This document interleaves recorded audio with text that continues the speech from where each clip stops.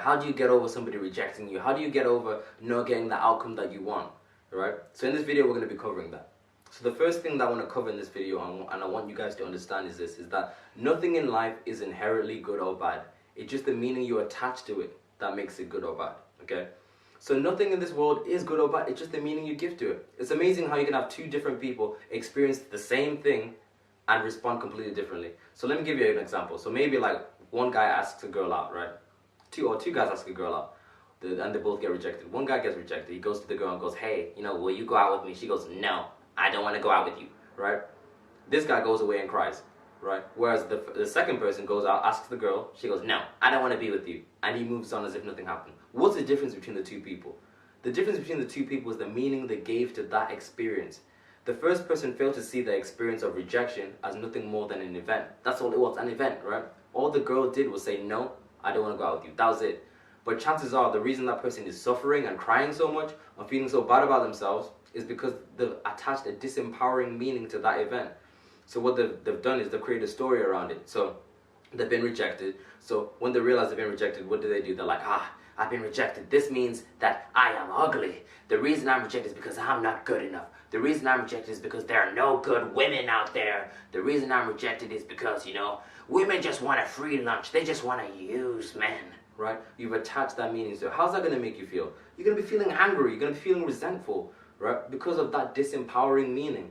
Now, the second person who approaches a girl, gets rejected, and doesn't, falter, it gets on as if nothing happened, has a completely different meaning to it. Chances are he's attached the meaning of this. Something like, this now means that I'm closer to getting together with somebody who actually wants to be with me. This now means that I no longer have to invest any more time into somebody who doesn't find me attractive, who doesn't want to be with me. This now means that there are millions of other girls that I can approach, right? Completely different meaning. Completely different meaning equals a completely different emotional experience. So that's one thing that we really want to learn to take charge of, the meaning that we attach to different things, because we're doing it all the time, and it highly influences the way that we feel. Now, the second segment of this video I want to cover on is failure.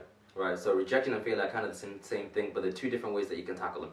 So when it comes to failure, there's one belief that I want you guys to really, really take in. And the belief that I want you guys to take in is this, is that there is no such thing as failure, only results.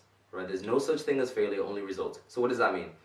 That now means that if you go out and you're trying to do something and you don't get the result that you want, all it means is that you haven't got the result that you wanted. It doesn't make you a failure. All it means is that you didn't get the result that you want. So for example, let's say I go out with a business plan and I'm like, yes, I'm going to build an amazing business, this is great. And I go up to investors and I pitch my idea. So I'm like, here is my pitch. Listen to it. Look at the greatest idea ever. Right? And then they're all like, no, we don't like your idea. Right?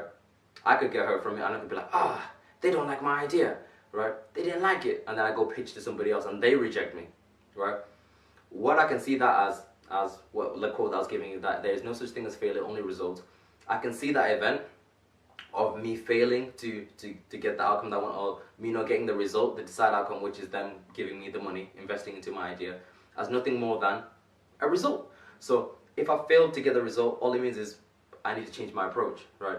It doesn't mean that I've attached a meaning or an identity to it, because that's where a lot of us go wrong, right? When we fail, we create an identity and a story around it.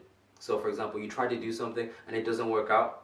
You create a story of, I'm a failure. It means that, I'm just no good. That's what it is. And then we carry that story with us into our future.